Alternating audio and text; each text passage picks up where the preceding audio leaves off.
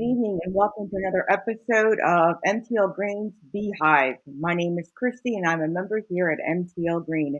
And tonight we have a special guest. We're going to be talking about holistic and beauty care products with Catherine, who is the co-owner of Body Care-Apy.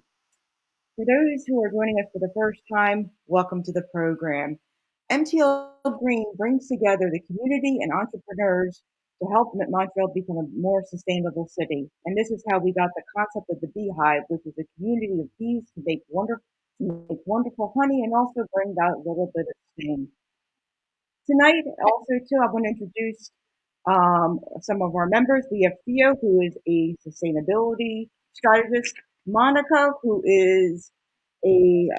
works at systems and programs at Bell Canada. We have Omer, who works at McGill University. We also have Jason, who is in finance, being an entrepreneur, and he's shifting on his focus on environmental sustainable projects. And we also have Joelle, who is running our tech tonight.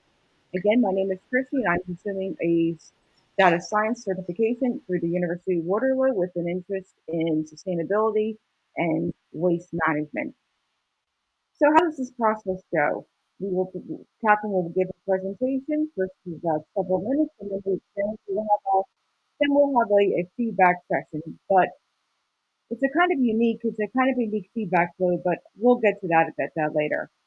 So now I will pass along to Catherine, and again, Catherine, thank you for joining us this evening. No problem. Thanks for the opportunity. I'm really happy to be here. So, Care-Apy, like Christy was saying, is an all-natural skincare line that I launched long ago, and I'm really able to share it with you guys today.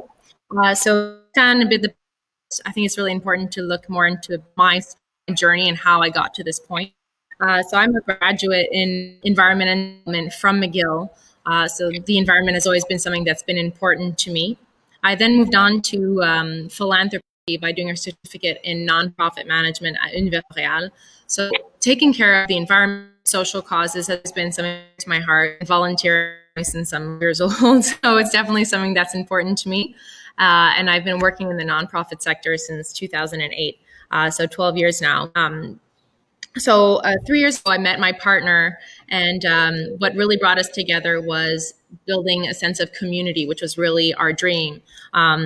He has a child, so I became a stepmom at the same time, which was fun. And that's when we really started taking care of our health and considering personal development in not only our work, but also trying to be as independent as possible. 3 years later, we're actually living it much more concretely by renting this commercial space, which is a private gym. We give MMA, fitness, yoga classes, breathing techniques. We also host workshops, and trying to really build a sense of community with everyone that comes here by offering this space to do classes or to do different kinds of activities and share resources and knowledge amongst each other to really help everyone on their own process and on their own journey. So that's really how Body Care-Apy came to be. I was doing my yoga certification, and I thought it was a great idea to sell some really all-natural, amazing body care products that I've been making to fund and finance the certification. And as I started developing it, I realized, well, why don't I just actually make it into more of a concrete thing? So that's how Body Care-Apy came to be. That I really stand by for this product is first of all, is that skincare should be as simple as possible. I really think that the ingredients should be simple. It shouldn't be a list of 300 items that no one can pronounce. I wanted to make it as clear as possible of what people are putting on their skin. The process itself of taking care of your skin should be easy. I don't think you need 7 steps. I try to cut down steps as much as possible by really combining ingredients to make it as easy as possible. Another aspect that I think is important is someone changing the slides? Thanks. Sorry, I noticed it wasn't following along. So you can skip to the next two. For the environment, this algorithm. So I think the effect that came into play when I started thinking about what products I should do. So I really try to be as low impact as possible when it comes to my skincare products. So for the ingredients, for example, I use only natural ingredients, organic as much as possible, try to upcycle whenever possible to really minimize waste. The packaging I use is reusable, so it's jars, glass jars, that we can reuse, so that it's actually having less of an impact. But one of the most important things for me, from an environmental point of view, is trying to make people self-reliant. I empower people to learn how to do it themselves. So, yes, of course, I want them to buy my product, but I also want them to start thinking about how they can also be part of it by making the products themselves. Uh, my main product right now that is really the best seller is my natural coffee based exfoliant. I'm a coffee addict and I was throwing away or composting at the end so much coffee grounds. I was like, there must be something I can do with this. And I started researching and discovered that coffee grounds are an amazing exfoliant. And I developed this product, which is a it's two in one. So it's an exfoliant for your skin, for your face, but also a moisturizer. So the coconut oil that's inside actually moisturizes your skin right after. And because you're exfoliating, your pores are open and it actually allows much more of an absorption to happen. So you're really getting much more out of the product.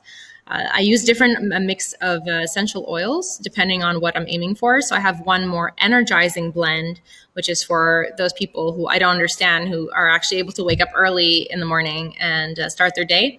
And then there's another blend that's more relaxing for people who take their showers at night and want something that's going to more calm them down after a long day of work. So that's really my best seller at the moment that I really love. But I also make little things like massage bars because I love giving massages and reflexology is super important to me. So I started working on those products as well. My current model of how I sell myself, I guess, and sell my products is I use mostly social media. So most of my information is on Facebook. I'm selling my products uniquely through word of mouth. And when we have events in the space or through our gym, we obviously have people passing through. But I would obviously like to expand that to a wider audience. And the second part is also through the workshops where I teach people how to make their own products and really personalize it to their needs. Everyone has different skincare needs. Some people have more like acne or dry skin or irritations, and that'll require different oils and different essential oils. So I try to make it as personalizable as possible to meet everyone's needs. The challenges I guess I'm facing at the moment is, first of all, with COVID, obviously hosting workshops and anything in person is really difficult, but I don't think that hosting it online would have the same impact because I want people to be really hands-on and learn how to make the products themselves. So that's been a problem for me. Can you just back up to the challenge slide a second? Oh, it's not. Okay, I had presentation. It's okay. So basically, the COVID has been an issue. Obviously, no, I forgot because they're not written down. Trying to get the ingredients for my products as a more in bulk has been something that I've been trying to face as an issue. The fact that my products are using organic ingredients but getting certified as an organic product is really complicated and quite expensive. So that's been something that I've been looking into. I'd also like to partner with either suppliers or local stores where I can sell the product, and I have to figure out how to make that as easy and streamlined as possible. Some of the opportunities that I know I can improve on to really bring it up as I grow is to find more compostable packaging. So I use the glass jars, which are great because you can reuse them. But if they can be compostable, I think that would be even better so that, yes, you can reuse them, but they're also in the long term not being just thrown out and thrown into ditches. So that would be something that I would like to explore, as well as getting more delivery done by bike. I thought would be cool if I can deliver my products in a more eco-friendly way, but while still widening the audience. So those are some of the things that I've been working on right now. And obviously, if you'd like to learn more, I have my Facebook and my Instagram up there, as well as the Facebook for our gym. If ever you're more interested in the community aspect, we're always looking for people to partner up with that have the kind of similar mindset of really a holistic approach to taking care of yourself and building up a community. So thank you. Absolutely amazing. Just a very inspirational story, and I'm just really just even I'm just so tempted to try that your coffee based product and really for what you're doing for the community. Just really in these times where people I think are taking more time to reflect, more time to trying to find out how they can better care for themselves. And really thank you for really for providing these services. And now we're going to go on. Now we're going to go back into now we're going to go into the beehive. And so now we're going to go back. So we're going to start out with our hashtag. What is the hashtag? Well, it's something. What are your first impressions of Catherine's presentation? And then we'll go on to the heart, which is actually which is really one of the central cores of the beehive. What really struck with you? What did you really love about our presentation? And then we'll go on to the delta, which is, what are how can you address, with Catherine's with her challenges. So now we'll start off with the hashtag, and we'll start off with Theo. Thank you, Christy, and thanks, Catherine. I really like your presentation. My first impression is how to simplify skincare and build community at the same time. And then we'll go to Monica. For me, I like the do it yourself because it's things very accessible, like coffee grounds and coconut oil or whatever you mentioned. Like those are things that you can easily access and create yourself. So it seems like really easy way to feel less guilty about what you do to your skin. And before I go to Jason, for those who are on Facebook, please feel free to comment. Please feel free to comment. And Jason, what is your hashtag? I kind of like the upcycling part of it, like reusing of the coffee grounds. Like rather, Sorry. Yeah, like rather than putting it to waste, actually reusing it, the upcycling. I like that aspect of it. And Omar. Thank you, Catherine, for the presentation. My hashtags would be sharing simple skincare. I tried to do alliteration over here, but I think it captures all 3 points that you're trying to do through your initiative over here. And now we'll go on to the heart. So now we're going to go into the honey, and then I will start off with Jason. I think what I like about it is it's not just the scrub that you're doing, which I do like. I like the upcycling part of that, but I do like that you have this whole kind of a community center type approach to it, where you're willing to teach what you're doing, you're willing to host other people, you're kind of building this sense of community. I like that the whole aspect of it, like all around. And some of the other hashtags we're getting from Facebook are upcycling, cycling for cosmetics. And next we'll go to Monica. What did you love most about her presentation? Yes. So the honey and that beautiful pot. So for me, the strengths are really the fact that it's not just like you want to sell a product. You invite people to participate, doing it themselves, reusing a jar that had a different life. Now you give them a second, third, fourth life. Like it goes beyond just organic skincare, but really by doing it and like you're mentioning the in-person workshops, that you get to connect people to really more than just like how do I exfoliate my skin. Like there's a learning that goes beyond the product itself. So that's a really nice way to engage and educate. And next is Theo. Yeah, thanks. One thing I've really appreciated was in the way you describe your challenge and how you build up your story and how you connect all of these different elements together is that you're looking for ways to sustain your livelihood and your community through changing your practices and how you relate to these products. So I think that is core of what is it you're offering. It's the whole integration of those dynamics. And also, I think it applies at large in our society today. We're seeing, okay, we have to be more reliant. We have to be more self-sufficient in many ways. So I think that's a core element of what you have to offer. And I really like how you blend it together. And before we get to Omer, we're just getting more comments. From loving the simplicity of the products and great to understand what you use. And now we go to Omer. Thank you. Chrissy, I just had trouble hearing you when you were talking about the Okay, Facebook comment. So if sure. you want to repeat that. The Facebook comment was like love the simplicity of the products, and it was great to understand what she uses. And that was from Maxine. Thank you. My heart or the honey for you, Catherine, would be, it echoes into a lot of the points that Theo, Jason, and Monica said. But I really like the part about self-reliance, building that self-reliance and building that capacity for people. And that's not just limited to the skincare, but it's connected to everything that you're doing through your other activities and the gym as well. And I really appreciate the experiential part. We're so distant from the products that we are consuming, either internally or externally on our body, but we don't have a connection with how it's created or how it reaches our shelf. So I really appreciate that experiential element. Thank you, Omer, and thank you to our panel. And now we will go on to the Delta. So, how can we help Catherine expand her business? So, and first we will go to Monica.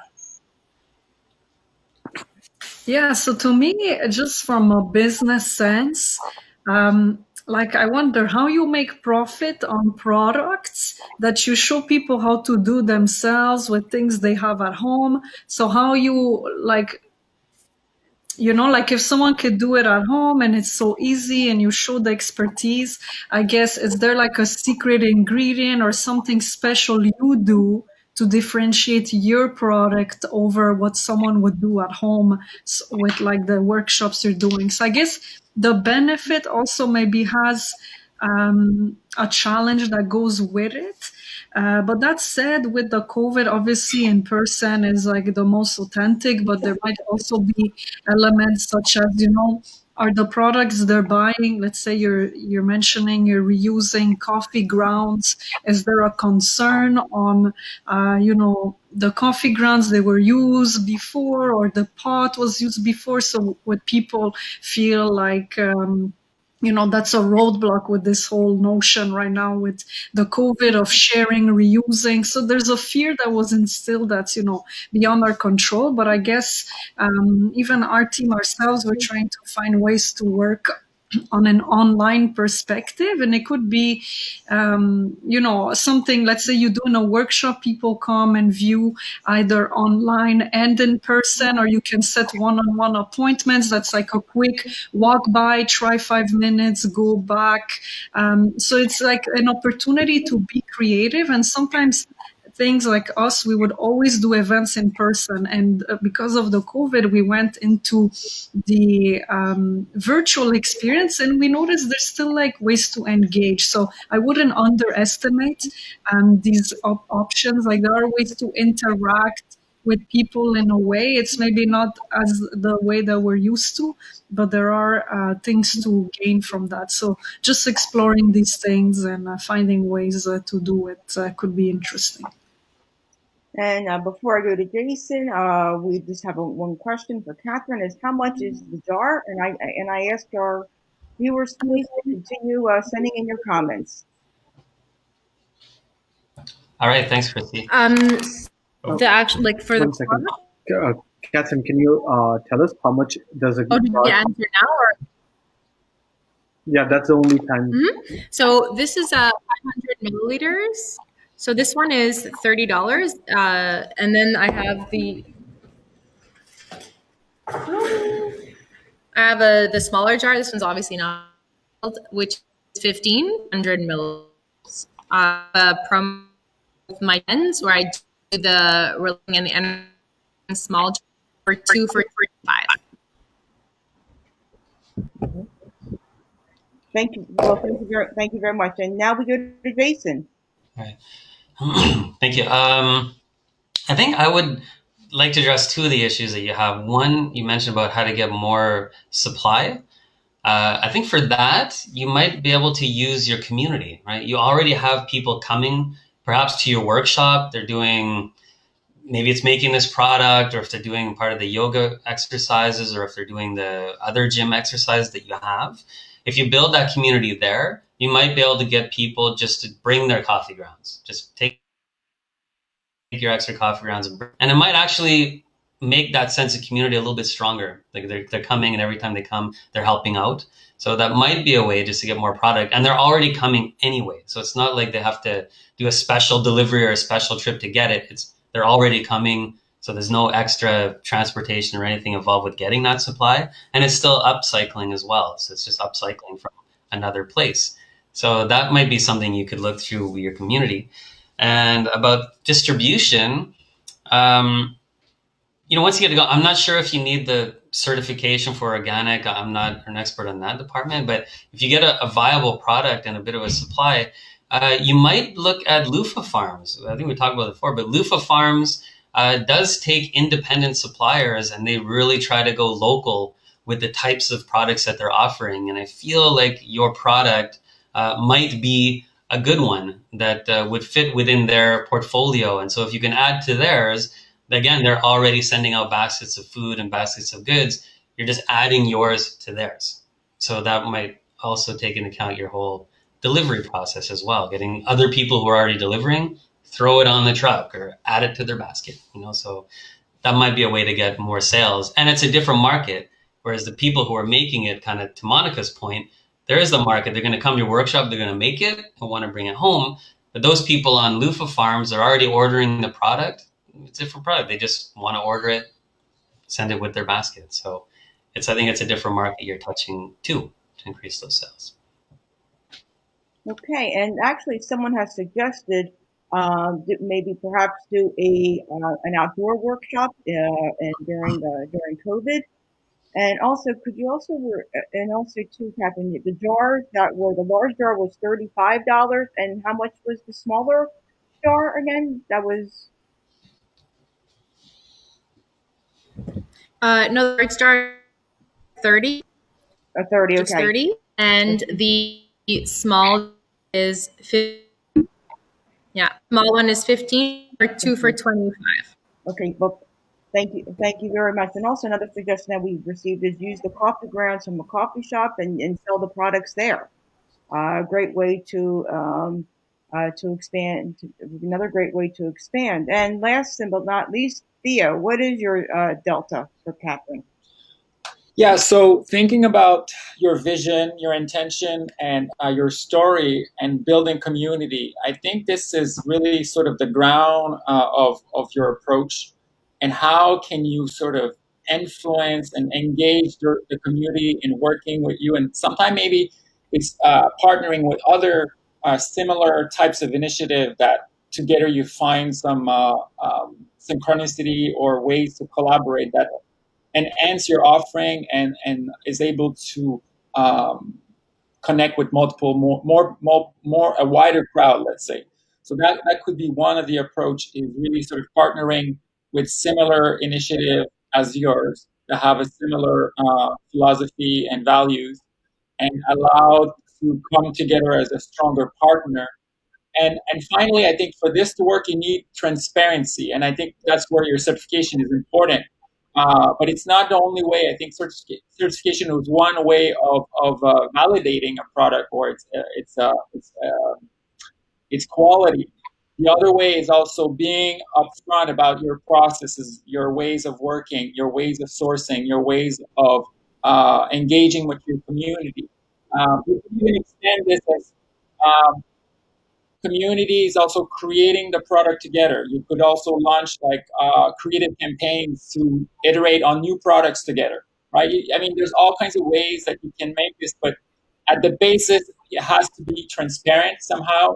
Seeing through the product, seeing through the process will allow for the community to be more engaged and know what they're buying in together, right? That's my comment.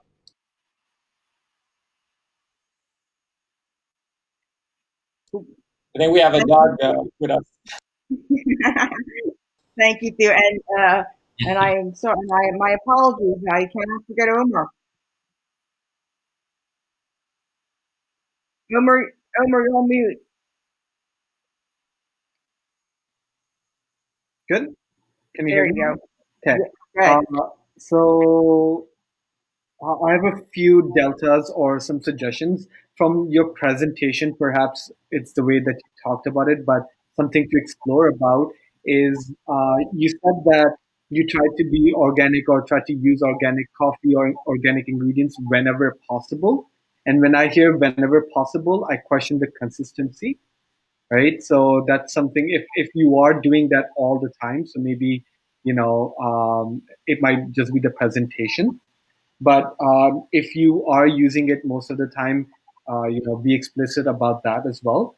Um, my concern with selling it to other stores, it's a great idea, but if you are really talking about organic ingredients and then organic materials to package your things as well and to prepare your product, then you have to be very conscious about the supply chain of that store as well, right? Do you really want to be in that same space where other non-organic products exist? So your options for stores are also quite limited then, right?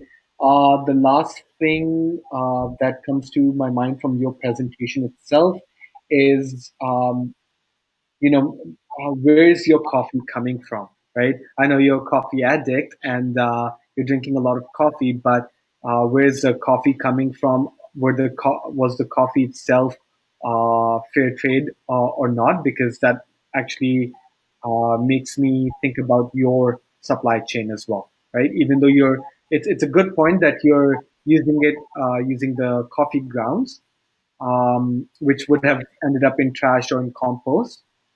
But because you're using them to create another product, it's important to know where you're getting that raw material, right? And that's like being as transparent as possible in your raw materials.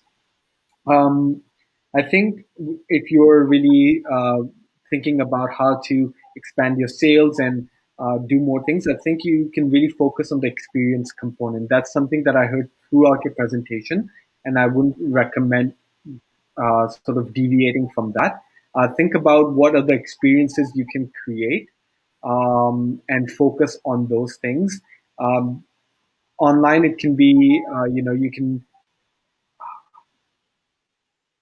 Sure, you can't, the workshops would not have the same impact, but you can be thinking about creating an experience in the park, or you can be creating that experience by sending your products to people like raw materials, and they just log in for that half an hour.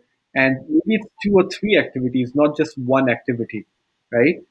They still get to experience products beforehand. So you create this experience, you curate an experience for them, adapting it to the digital version. But that's for now, and I think there are more things that you can be doing in terms of products as well. Um, I know you focus only on that, but if you introduce one or two other products as well, it may allow you to expand your sales. So Thank those you. would be all my suggestions. Thank you, everyone, for your very insightful comments. And as we are starting to wrap up, Catherine, is there any other final remarks that you would you like to make?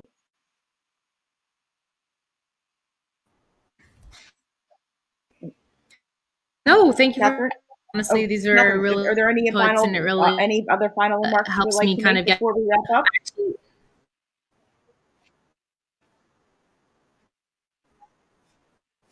Yeah, You're on mute. me?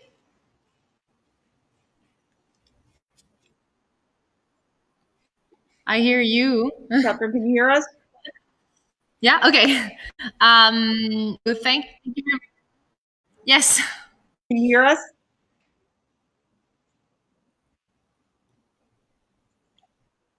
Yeah, I can hear. Okay. Do you have any final comment? Any final remarks? Uh,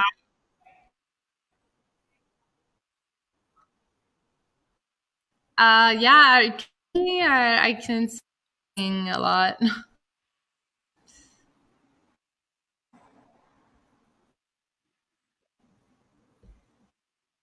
No? Okay. Yeah, we can hear. We can hear you now. All right. Okay. Is there anything I you think would like to? everything. Go ahead. Go ahead. So basically, I just wanted to thank you guys for. I actually do have a cafe that I'm thinking of partnering up, be able to provide me with the coffee grounds directly. At least I'll be able to set a source. The only side is that it's not organic coffee. The coffee that I've been using right now is all organic and fair trade. So that's the only thing that I have to consider what is better for that perspective. But definitely like the idea of Lufa Farms and looking into that is definitely something that I'm super interested in. And the whole transparency issue is for sure something I need to. I have no problem explaining to people where the coffee comes from. The workshops, the only fear I have of working online is that I can't really monetize that much unless I follow a suggestion of sending the patch with all the ingredients. But I feel I don't know. I don't know if that would work, but it would definitely be something that could be interesting. And just maybe a bit more logistics to send all that stuff by mail because it can get pretty heavy. But yeah, thank you guys so much for your input. It's really helpful.